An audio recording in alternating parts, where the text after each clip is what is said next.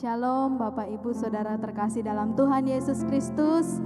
Pada pagi hari ini adalah kesempatan yang baik untuk kita datang ke hadirat Tuhan, untuk mencari wajah-Nya, untuk bersekutu dengan Tuhan Yesus. Mari persiapkan diri kita, persiapkan hati kita untuk menerima jamahan Tuhan Yesus. Haleluya. Haleluya. Oh, haleluya. Haleluya, kami tinggikan Engkau Tuhan. Haleluya, kami sanjung. Haleluya, oh haleluya, kami tinggikan nama-Mu.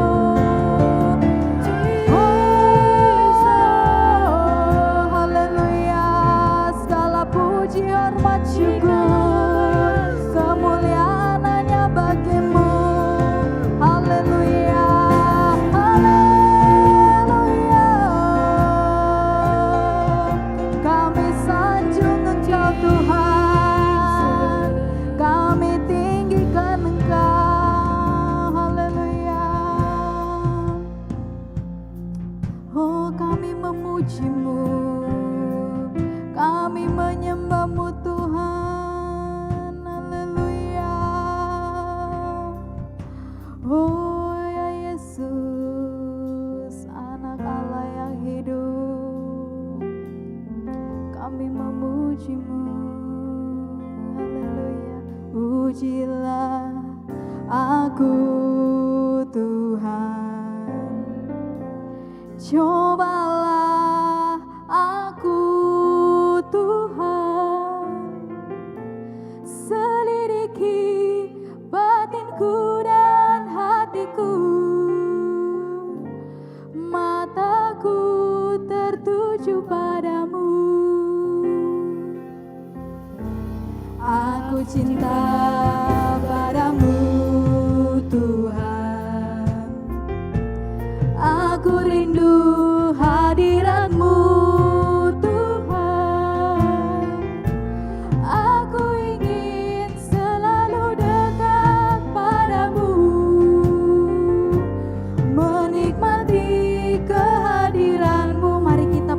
Pujian ini dari awal, katakan pujilah aku Tuhan, cobalah aku Tuhan, selidiki batinku dan hatiku,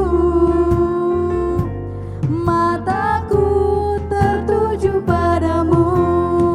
Aku cinta padamu Tuhan, aku cinta padamu Tuhan. Oh, ku rindu hadirat-Mu, hadirat-Mu Tuhan. Oh haleluya, aku ingin selalu dekat padamu, menikmati kehadiran. Mari kita pujikan pujian ini dari awal lebih sungguh, katakan pujilah aku Tuhan, cobalah aku Tuhan, selidiki batinku dan hatiku, mataku tertuju padamu. Aku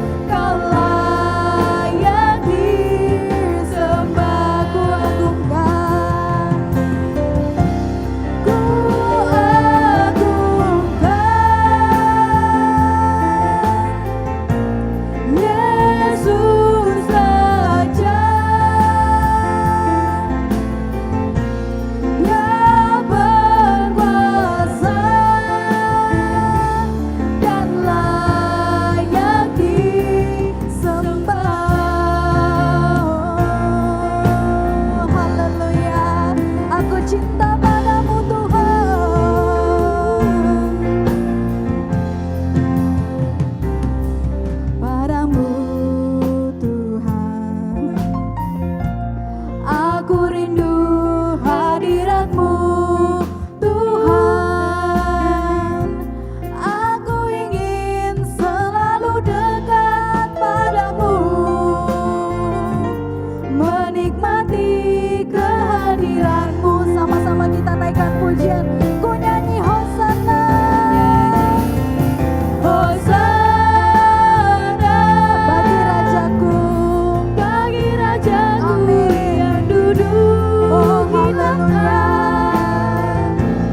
Aku muliakan dan ku agungkan, Kau layak disembah.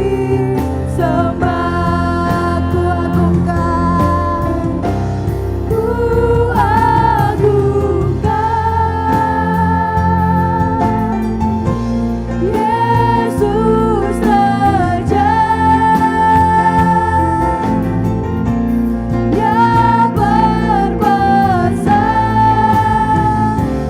dan layak disembah. Ku nyanyi Hosana, nyanyi Hosana bagi Rajaku, bagi Rajaku yang duduk di tahta. Aku muliakan dan ku agungkan, Kau layak disembah. Kami agungkan Engkau, ku agungkan Yesus Raja yang berkuasa dan layak di. Mari kita sembah Dia, naikkan pujian-Mu yang terbaik, naikkan pengagungan-Mu. Dia hadir di tempat ini. Kami memuji-Mu Tuhan. Haleluya, haleluya, haleluya, haleluya. Terima kasih Tuhan. Kaulah gunung batu, kota benteng perisai perlindungan. Haleluya,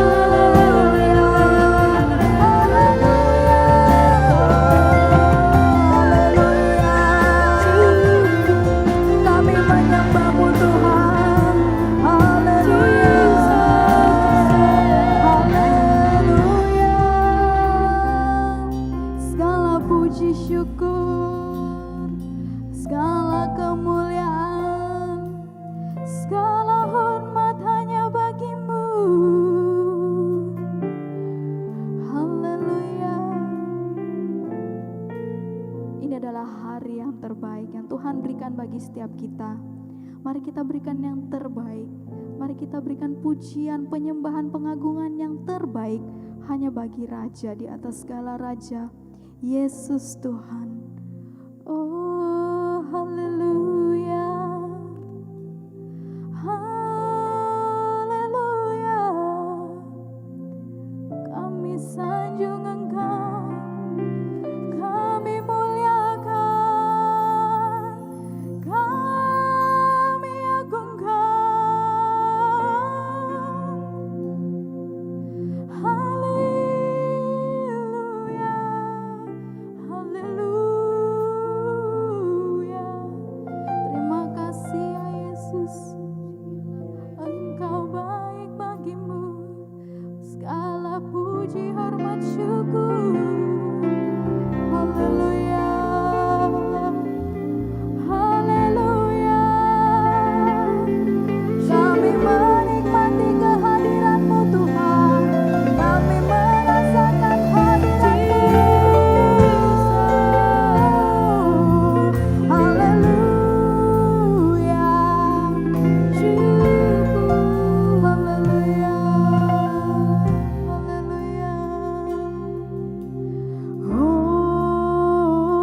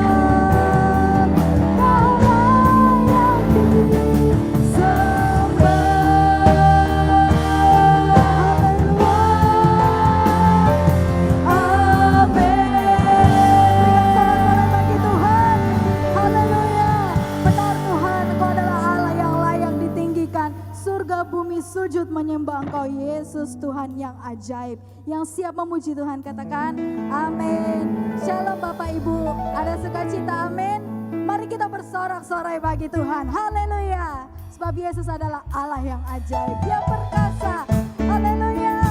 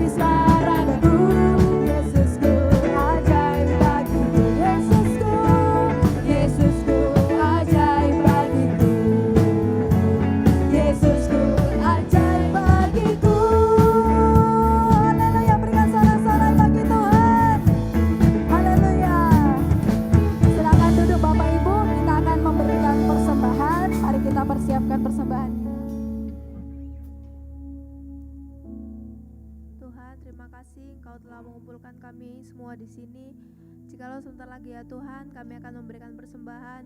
Kiranya Engkau memberkati kami yang memberi ya Tuhan, agar persembahan ini dapat berguna bagi pelebaran kerajaan-Mu ya Tuhan. Hanya dalam nama-Mu kami sudah berdoa, ya amin. Persembahan akan dijalankan 2 kali. Haleluya.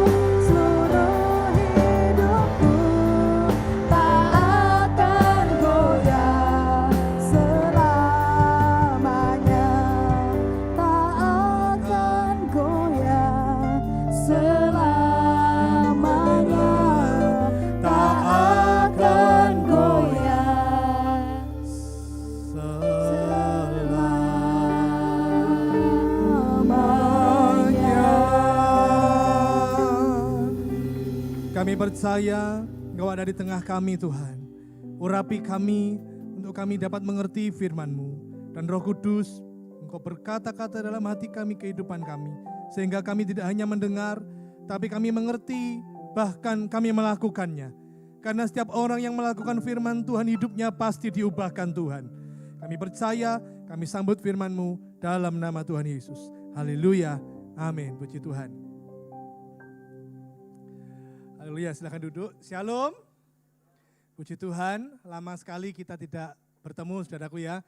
Dan sekali ketemu juga tidak lama ya. Karena ya mengingat situasi yang hari-hari ini membuat orang gopoh, bingung. Tapi yuk kita saat ini benar-benar mau memfokuskan perhatian kita kepada firman Tuhan ya.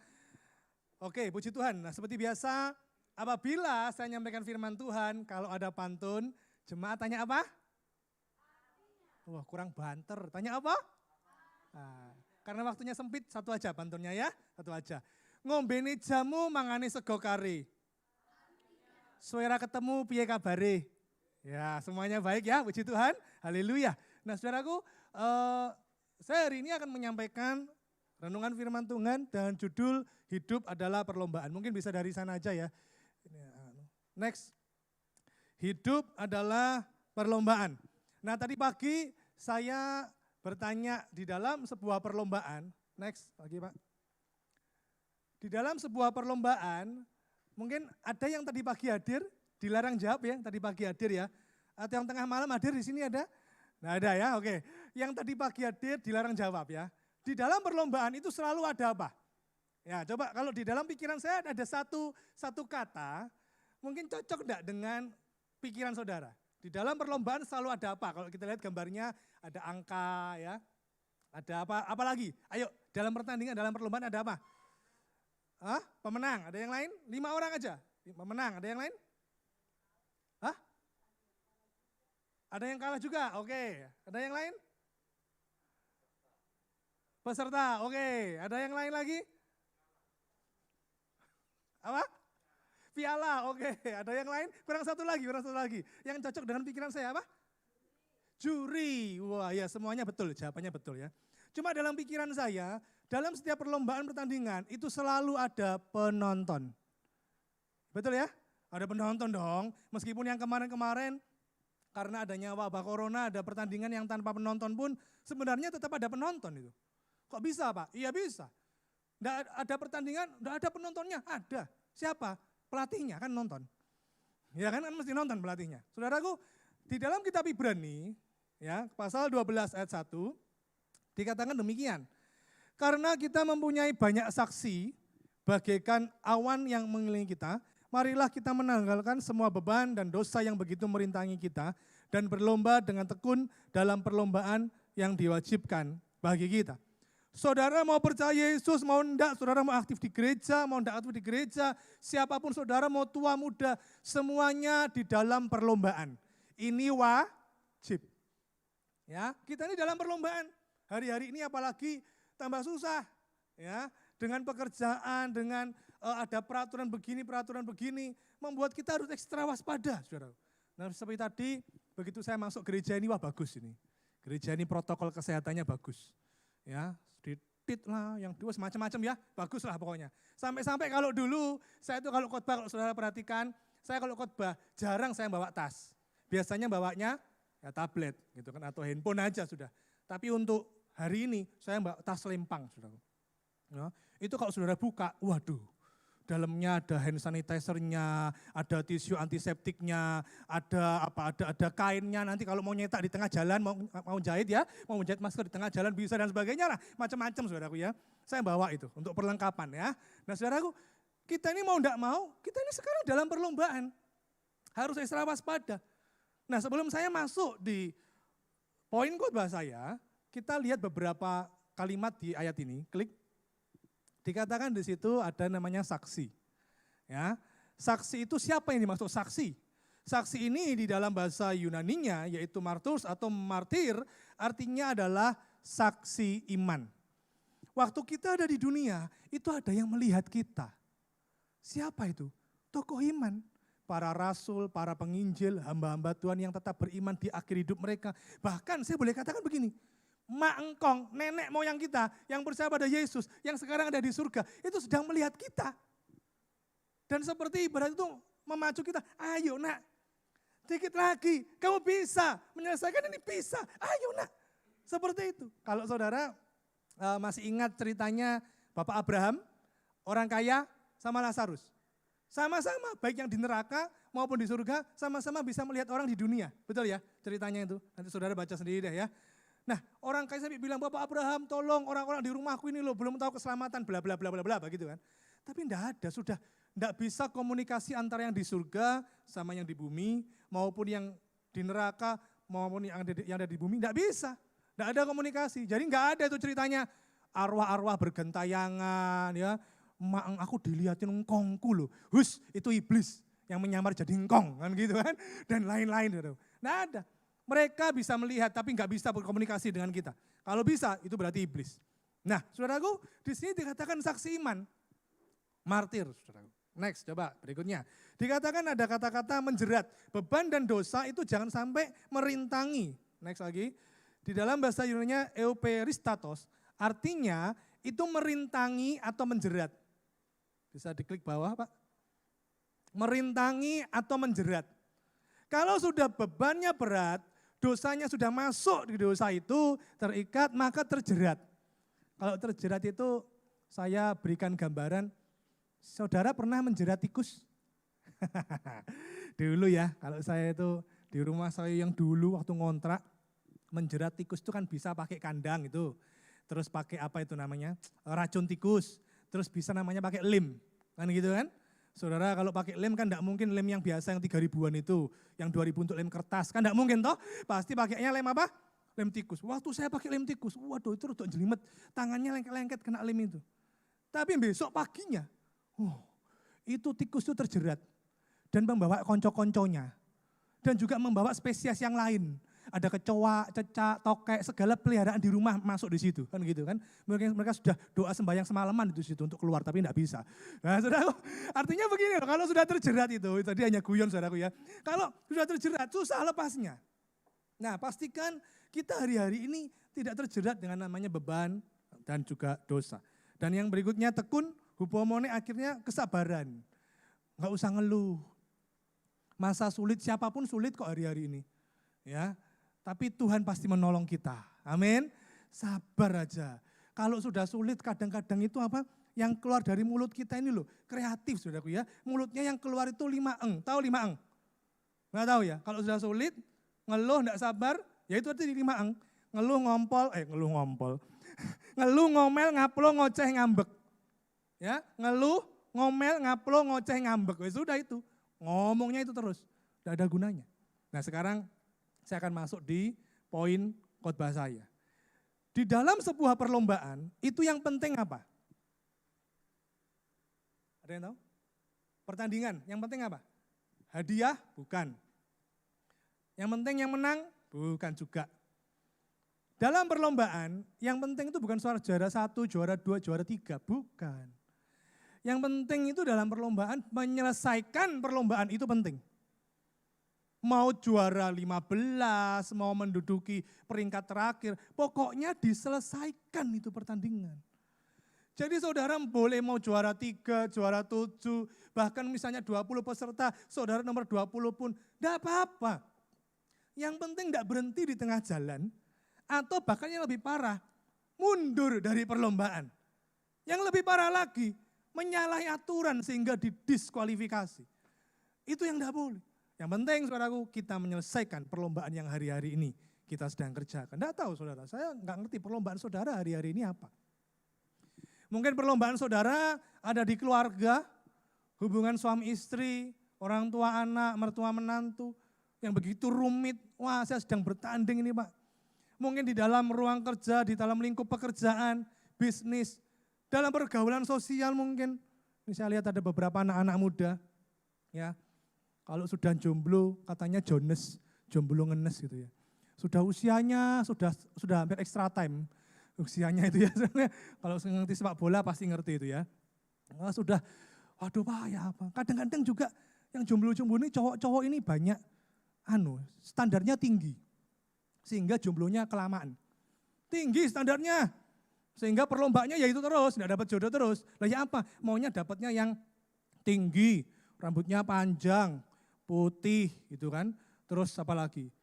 Ceria, sukacita. Kalau malam suka tinggal di pohon, terbang ke kanan ke kiri tiba-tiba ngilang suaranya kan gitu. Kan macam-macam standarnya tinggi gitu saudara. Nah yuk kita lihat poin yang pertama ya. Untuk kita menyelesaikan perlombaan ini, yang pertama fokus memandang Yesus. Di mana ayatnya? Ayat kedua. Yang warna merah, mata yang tertuju kepada Yesus. Saudara, penulis kitab Ibrani itu dia memetaforakan, mengibaratkan orang percaya saat itu untuk seakan-akan itu berlomba dan ada penonton yang menyorai mereka, memberi semangat, ayo selesaikan pertandinganmu, ayo selesaikan perlombaanmu. Saudara, olimpiade itu sudah ada zaman dulu. Ya, bahkan sebelum Yesus lahir, olimpiade itu ada. Ada yang tahu olimpiade pertama kali diadakan tahun berapa? Yang bisa jawab nanti pulang boleh foto dengan KKI. Enggak, saya hanya bercanda. Saudaraku, olimpiade pertama itu diadakan tahun 776 sebelum Masehi. Jadi jauh ratusan, ribuan tahun yang lalu. Saudara. Zaman itu olimpiadenya hanya 3 atletiknya ya. Yaitu lempar lembing, adu gulat, sama balap lari. Balap karung enggak termasuk. Jadi 3 ini aja. Dengan berjalannya waktu makin banyak olahraga ya. Cabang-cabang olahraga yang dipertandingkan. Nah, penulis kitab Ibrani mengibaratkan orang percaya itu dalam perlombaan itu. Dan ini kitab Ibrani ditulis pada abad pertama, maka sungguh orang percaya itu ngerti apa sih soal perlombaan itu. Seperti orang di dalam gelanggang. Ya seperti orang di dalam gelanggang. Orang yang maraton dan sebagainya. Saudara dan saya sama. Kita hari-hari ini sedang bertanding. Nah jangan fokusnya, wah dilihat orang ya asik nih. Wah ini supaya bisa pamer kekuatan nih. Tapi lihat Yesus. Berapa banyak orang, saya enggak bermaksud menghakimi dan sebagainya. Orang itu ingin menonjolkan dirinya, terus ingin mendapatkan aplaus dari orang lain, saudara. Yuk kita ini hanya melihat Yesus, bukan yang lain, saudara. Jangan lihat pialanya, jangan lihat berkatnya, bukan. Tapi tujuan akhir itu. Nah apa tujuan akhirnya? Nanti ya. Nah sebelum saya masuk di poin kedua, klik coba. Ada seorang yang bernama Lance Armstrong. 1 kali klik coba, ya 1 kali aja. Nah Lance Armstrong ini dia menjuarai 7 kali Tour de France, yaitu lomba balap sepeda. Yang jaraknya itu 3.400 km sekian. Gak tahu kalau Surabaya Sidoarjo itu jaraknya kan, jaraknya paling enggak sampai 70 km mungkin ya. Bahkan enggak sampai 50 km Surabaya Sidoarjo. Tapi ini 3.400 km naik sepeda. Tapi ini perhatikan, Lance Armstrong juara 7 kali berturut-turut. Berturut-turut bro, 7 kali loh. Setiap tahun itu dia juara. Hebat. Bahkan sebelumnya, sebelum dia mengikuti Tour de France ini, dia sakit. Yaitu sakit kanker. Sudah stadium 3 atau stadium 4, parah pokoknya. Tapi dia bisa survive, dia bisa bertahan, bahkan dia sembuh. Dari kanker dia sembuh. Hebat ini. Dari from zero to hero ini. Orang sakit, penyakitan, sembuh sehat, ikut kejuaraan, juara. Kan hebat ini. Tapi kira-kira tahun 2003 atau 2004, beberapa pesaingnya curiga. Orang ini kok bisa juara terus ya. Ya namanya juga saingan toh, cari-cari celah kan. Akhirnya diuji coba, dites. Tidak membuktikan bahwa Lance Armstrong berbuat curang. Terus 2004, 2005 juara terus. Sampai kira-kira 2007-2008 terbuktilah ternyata Lance Armstrong ini pakai doping. Akhirnya yang dulunya dia mengendorse itu sepatu lah, yang sepeda lah, yang helmnya itu saudaraku dan sebagainya, kaya memiliki berbagai macam piagam atau penghargaan dan sebagainya. Tapi sebegitu tahu dia memakai doping, dicabut semua itu. Gagal saudara. From zero to hero, zero lagi. Saudaraku, mengapa bisa begitu? Karena hanya melihat hadiah, ketenaran, hanya melihat uang, hanya melihat berkat, terkenal, sukses, wah sebagainya, segala yang di dunia. Tapi memakai cara yang buruk. Saudaraku, mari jangan fokus kepada berkatnya. Klik sekali, jangan fokus kepada berkatnya, pada hadiahnya, pada uangnya. Tapi fokus ke Yesus. Coba saya mau tanya gini aja. Kalau saudara memberi persembahan, kolekte, ini contoh simpel ya. Fokus saudara apa sih? Kalau saudara memberikan persepuluhan, fokusnya apa? Oh, fokusnya itu kalau saya nabur, saya pasti diberkati berlipat kali ganda. Itu enggak ada bedanya sama judi loh saudaraku. Kalau kita nabur, enggak usah bingung soal pelipat gandaan. Tapi kalau kita nabur itu karena kita mengasihi Tuhan, karena ya udah ini miliknya Tuhan, sudah. Tapi kalau kita nanti supaya diberkati, wah ini bahaya ini. Fokusnya bukan ke Yesus, fokusnya ke jien, ke uang. Mari kita fokus ke Tuhan Yesus. Yang kedua, saudaraku. Ya, yang kedua dikatakan demikian. Di dalam 1 Korintus 9 ayat 24 sampai 25, di situ mengibaratkan tentang seseorang peserta yang berlari, saudaraku. Yang berlari begitu rupa. Nah ya, coba langsung aja di ayat yang ke-26, 27, klik. Oke, ayat 26, sebab itu aku tidak berlari tanpa tujuan dan aku bukan petinju yang sembarangan saja memukul. Yuk ayat 27 kita baca bersama. 1, 2, 3. Tetapi aku melatih tubuhku dan menguasainya seluruhnya. Supaya sesudah memberitakan Injil kepada orang lain, jangan aku sendiri ditolak. Yang kedua apa? Yang kedua adalah untuk kita menyelesaikan perlombaan, kita ini harus melatih dan menguasai tubuh. Yang suka katakan amin. Melatih dan menguasai tubuh. Kalau saya bicara, saudara kita harus berdoa, oh ya pasti. Saudara tambahkan jam-jam waktu bersama Tuhan, oh ya pasti. Kemarin kan adanya PSBB, terus adanya apa ini ya, stay at home, work from home, banyak waktu di rumah. Saya juga melatih, menguasai tubuh untuk hal-hal yang rohani, digenjot, ditambahkan. Kalau dulu sore saya bersama keluarga enggak pernah doa.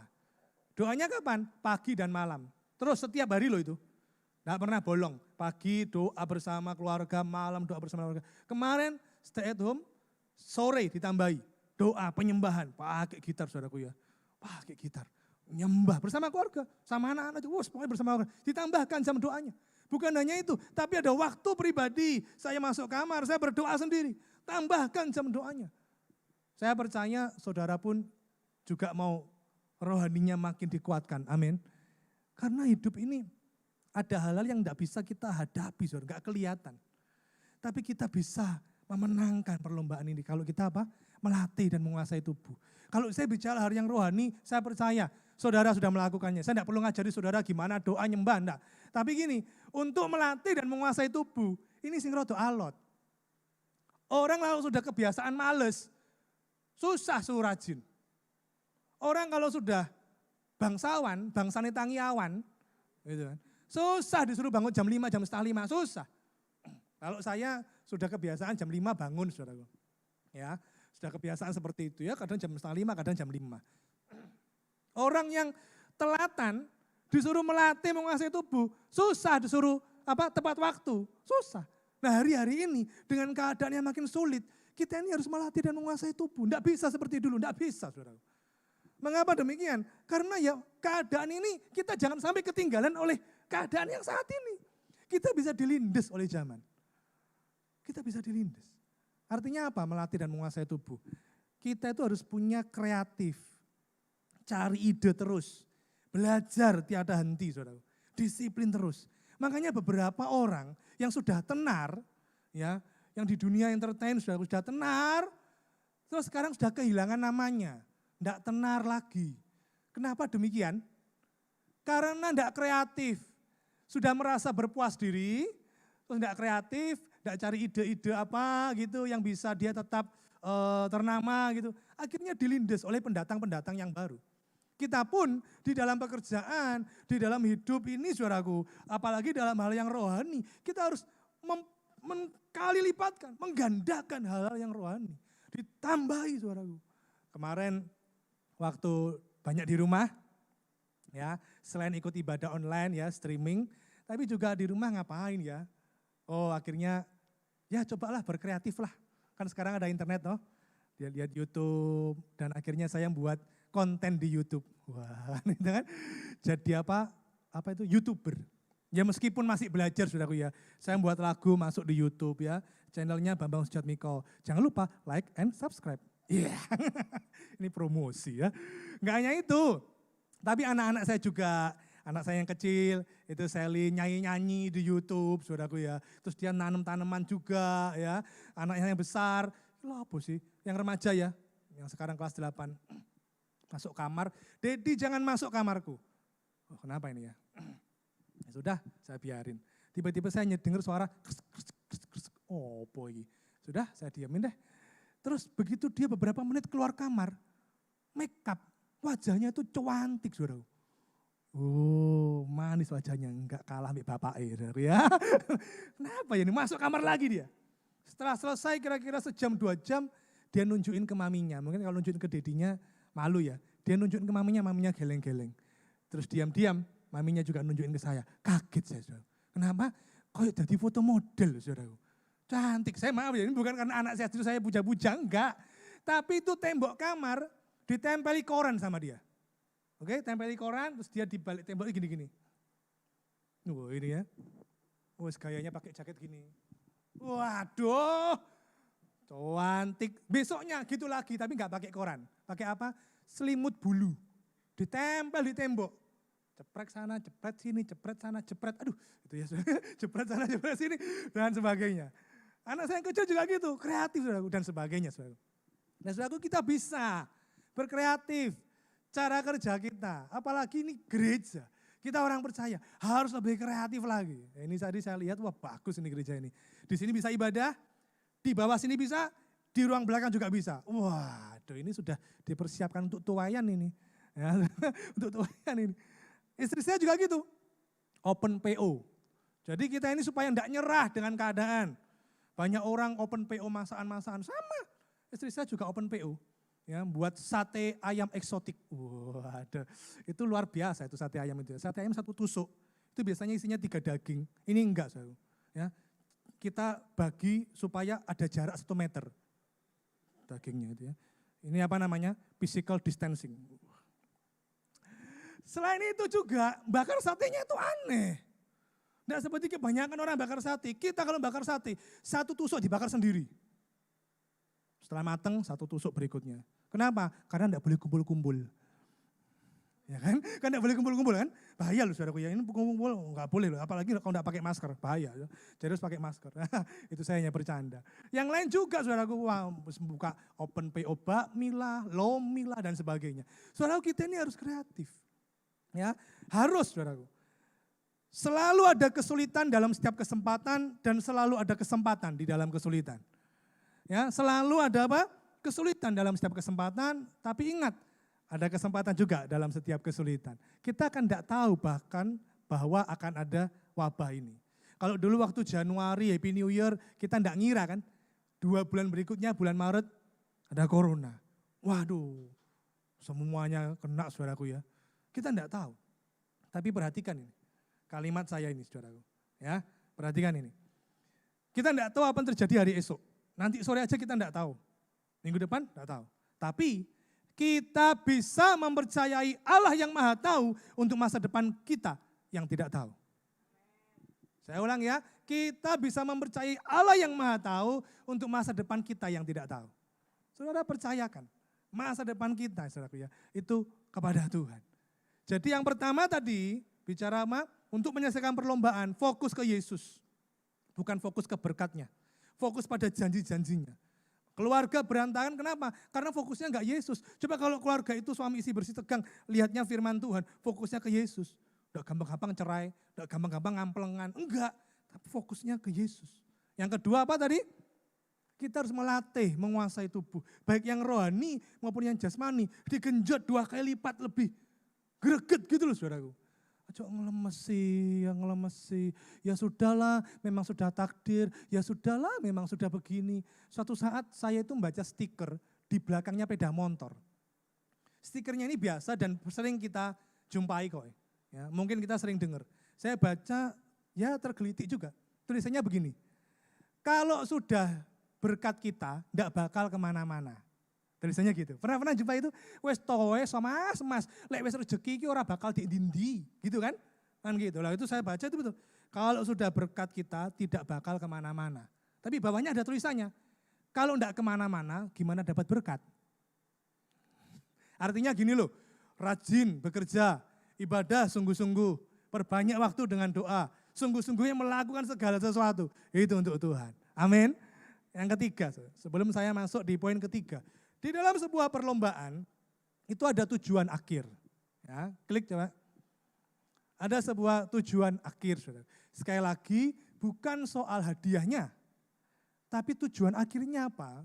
Di ayat 2 tadi dikatakan demikian. Marilah kita melakukannya dengan mata yang tertuju kepada Yesus yang, baca bersama-sama 1, 2, 3, memimpin kita dalam iman dan yang membawa iman kita. Tujuan akhir perlombaan itu adalah iman. Katakan iman, 1, 2, 3. Lebih keras lagi, 1, 2, 3. Iman. Hari-hari ini apakah Tuhan melihat ada iman dalam dirimu? Hari-hari ini apakah Tuhan melihat ada iman dalam keluargamu? Di dalam anak-anakmu? Ada iman enggak dalam pekerjaan kita? Dengan adanya kondisi yang sulit kadang membuat kita melakukan berbagai macam hal. Yang penting bisa survive, Pak. Yang penting bisa untung. Yang penting saya enggak rugi. Kalau perlu saya injak orang lain supaya saya dapat untung. Pak, ini masanya yang kuat yang menang, Pak. Wes enggak peduli soal iman nanti aja. Wes soal jadi orang percaya nanti aja. Tapi ini urusan hidup mati nih. Enggak makan mati saya, keluarga saya gimana? Saudara, inilah dunia. Tapi bagi kita, Tuhan tetap cari iman. Cari iman. Nah, kalau kita lihat ayat berikutnya. Dan yang memimpin kita dalam iman, dan yang membawa iman kita itu kepada kesempurnaan.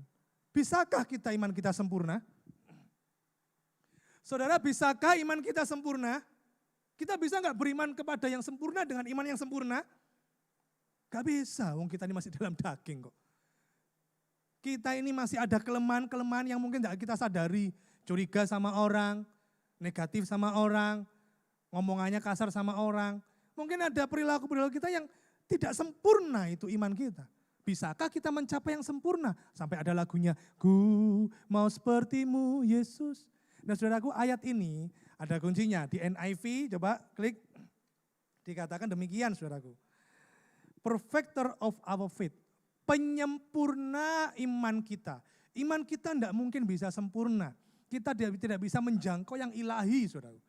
Tapi ada penyempurna iman kita. Apa artinya penyempurna iman kita? Seperti orang masakannya ora enak. Tapi karena pakai penyedap jadi sedap. Padahal aslinya kan gitu kan saudara, enak. Nah sudah sama, iman kita sebenarnya tidak sempurna. Tapi ada yang menyempurnakan iman kita, yaitu Tuhan. Dia yang menyempurnakan iman kita. Waktu kita beriman, gak sempurna. Tapi karena kasih karunia-Nya, iman kita menjadi sempurna. Dan kita layak datang padanya. Nah caranya untuk mendapatkan semakin sempurna iman kita, klik berikutnya, poin yang ketiga, cari perkenan Tuhan. Udah cari perkenan Tuhan. Apa bedanya kasih karunia dan perkenan? Ada yang tahu? Bedanya aku ini mendapat kasih karunia Tuhan. Loh, enggak salah. Kita ini dapat perkenan Tuhan. Loh yang mana yang benar? Kasih karunia atau perkenan? Ada yang tahu bedanya? Saya beri waktu saudara berpikir 1 jam. Enggak jadi deh 1 detik. Oke, saudara enggak tahu. Nah saudara begini. Kasih karunia itu gratis. Itu benar-benar 100% tangan Tuhan yang dia yang turun tangan, memberi kita kasih karunia. Efesus pasal 2 ayat 8 sampai 9. Oleh kasih karunia kamu diselamatkan, itu bukan hasil usahamu. Oke? Nah, seterusnya nanti saudara baca sendiri. Kasih karunia full dari Tuhan itu 100%. Tapi kalau perkenan itu ada bagian kita untuk dalam tanda kutip mencuri hatinya Tuhan. Bukan mencuri seperti apa ya? Istilahnya menyenangkan hatinya Tuhan. Sehingga Tuhan itu kesengsem sama kita dan kita diberi perkenannya. Kalau saudara agak bingung, saya beri sebuah gambaran begini. Ada 4 orang anak. Sejak kecil, anak pertama ini selalu datang ke papanya, "Pak, minta uang sanggup sekolah." Anak yang kedua, "Pak, aku kok tidak dibelikan mainan sih?" Anak yang ketiga, "Pak, aku mau es krim. Pak, aku mau makan ini. Pak, aku mau ini, mau ini, mau ini." Anak yang keempat, datang ke rumah, hanya belajar dan omong-omong sama papanya, saudara. Dan akhirnya, begitu mereka dewasa, terus seperti itu. "Pak, kok aku udah dapat warisan? Pak, mana uangnya?" Tapi anak yang keempat, datang ke papanya, "Pak, ya apa? Sudah makan? Ayo makan bersama yuk. Pak, yuk jalan-jalan, Pak, yuk. Pak, yuk ngomong-ngomong, bersendaguro, nostalgia masa kecil." Kira-kira menurut saudara, yang dapat perkenan papanya yang mana? Anak keempat bukan? Ada 25 karyawan, 20-nya bolosan, gak disiplin. 5 karyawan, disiplin, rajin, menghasilkan sesuatu untuk perusahaan, menguntungkan. Kira-kira ya saudara jadi pemimpin, yang mau saudara promosikan yang mana? Yang 5 karyawan dong. Saudara, jadilah orang yang menyenangkan hati Tuhan supaya engkau mendapat perkenan Tuhan. Imanmu makin hari makin disempurnakan oleh Tuhan. Saya akan tutup dengan 1 ayat dan 1 kisah. Yang pertama ayatnya dalam Bilangan pasal 14 ayat 8. Ya, jika Tuhan berkenan kepada kita, maka Ia akan membawa kita masuk ke negeri itu dan akan memberikannya kepada kita suatu negeri yang berlimpah-limpah susu dan madunya. Kita memasuki masa transisi atau masa new normal, jangan takut, cari perkenan Tuhan. Maka Dia akan membawa kita, akan memberikan kepada kita berlimpah-limpah susu dan madunya. Dan pada slide terakhir, selesaikan perlombaan kita. Pertandinganmu di mana? Selesaikan. Caranya gimana? Mata yang tertuju kepada Tuhan, melatih dan menguasai tubuh, kreatif saudaraku ya, dan cari perkenan Tuhan. Saya tutup dengan 1 kisah. Suatu saat ada seseorang bernama Florence Chadwick. Florence Chadwick ini seorang perenang dan dia mau menaklukkan lautan. Ingat ya, dia mau berenang dari pantai California ke Pulau Catalina. Ini di lautan saudaraku. Bukan di kolam renang. Di lautan loh renangnya. Ya, kalau dulu rumah saya ada kolam renangnya. Yang rumah saya yang lama ada kolam renangnya. Cuma kolam renangnya rusak, kena paku gembos. Kolam renangnya dikompo itu. Gitu ya, gembos. Nah saudaraku, ini Florence Chadwick. Dia berenang dari pantai California ke Pulau Catalina itu jaraknya 42 km. Kalau saudara membayangkan jaraknya seperti apa ya? Surabaya Mojokerto lewat tol 36 km. Surabaya Mojokerto lewat tol kurang lebih 30 km lah. Ini 42 km dan di laut. Wah, langsung dia renang. Dia renang setelah cukup lama, tiba-tiba ada kabut yang menutupi matanya, pandangannya jadi gak jelas. Tapi terus dia berusaha. Terus setelah 15 jam dia berenang, kabut itu makin tebal. Bukan hanya itu, ombaknya begitu keras. Terus air laut mengandung garam, dia makin haus. Dia capek, dia mulai mikir, aduh jangan-jangan tersesat ini. Ya apa itu, dia coba lagi, akhirnya dia nyerah. Nyerah sudah 15 jam lebih, tidak ketemu tempat nyerah dia, ketutupan kabut. Betapa menyesalnya Chadwick ini, karena sebenarnya Pulau Catalina itu jaraknya kurang 1,5 kilo. Kurang 1,5 kilo aja dia sudah sampai. Menyesal dia, tapi dia berusaha lagi. Beberapa waktu berikutnya dia coba renang lagi. Dan benar di tengah-tengah sama ada kabut, ombak, saudaraku capek, wah dan sebagainya. Tapi terus dia renang. Sampai akhirnya dia melewati kabut itu dan dia menyentuh bibir pantai dari Pulau Catalina. Dia berhasil tercatat di sejarah. Wow, seseorang yang berenang dari satu tempat ke tempat lain mengarungi lautan berhasil. Waktu dia diwawancarai, kok bisa berhasil? Apa ini strateginya? Dia yang jawab satu. Strateginya saya hanya membayangkan Pulau Catalina. Saya hanya membayangkan Catalina, saya membayangkan pulau itu. Pandangan saya pokoknya saya lihat itu. Sampai akhirnya saya sampai di tempat. Saudaraku, mari kita jangan terhalang oleh kabut yang sekarang ada ini ya. Dengan segala kesulitan, problema hidup, saudaraku, ayo kita fokusnya ke Tuhan Yesus. Latihlah tubuhmu, kuasai saudaraku ya. Terus cari perkenan Tuhan. Kalau kita mendapat perkenan Tuhan, Tuhan itu selalu menyertai kita. Dan lihat nanti, janjinya akan dibuktikan. janjinya akan digenapi. Puji Tuhan, mari kita bangkit berdiri. Haleluya. Terima kasih Tuhan Yesus. Kami bersyukur untuk kasih karunia-Mu Tuhan. Kami bersyukur untuk penyertaan-Mu yang ajaib Tuhan. Bawa kami Tuhan, untuk kami menyelesaikan perlombaan ini, pertandingan ini Tuhan. Kami tidak akan berdiam diri, kami tidak akan mundur. Sebaliknya kami akan terus melangkah maju bersama Yesus. Kami pasti bisa. Dan biarlah segala kemuliaan pujian hanya bagi Tuhan yang memberi kami kemampuan untuk kami memenangkan perlombaan ini. Terima kasih Tuhan, hamba-Mu sudah selesai menyampaikan firman-Mu. Roh Kudus terus Engkau berkata-kata, jadikan kami semua pelaku firman. Dalam nama Tuhan Yesus Kristus yang sudah diberkati firman Tuhan, sama-sama katakan amin.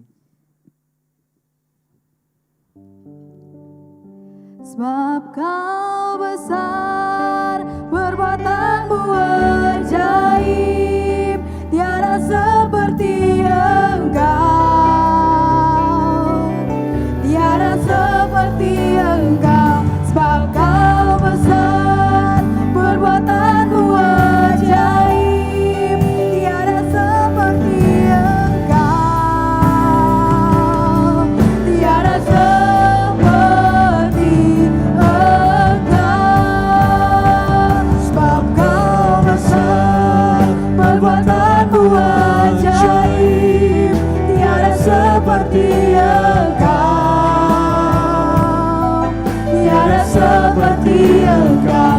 Sebab Kau besar, perbuatan-Mu ajaib, tiada seperti Engkau, tiada seperti Engkau.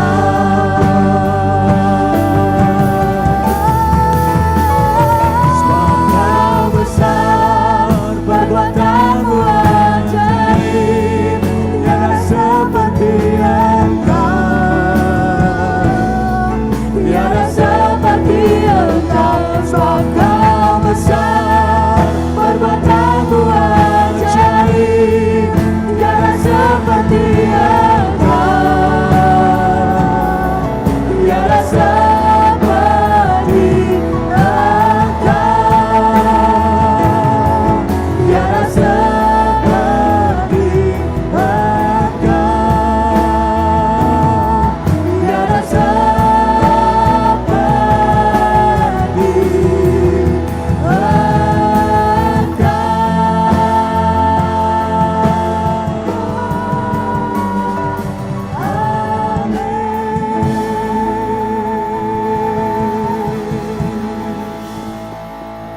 Terima kasih Bapa yang baik.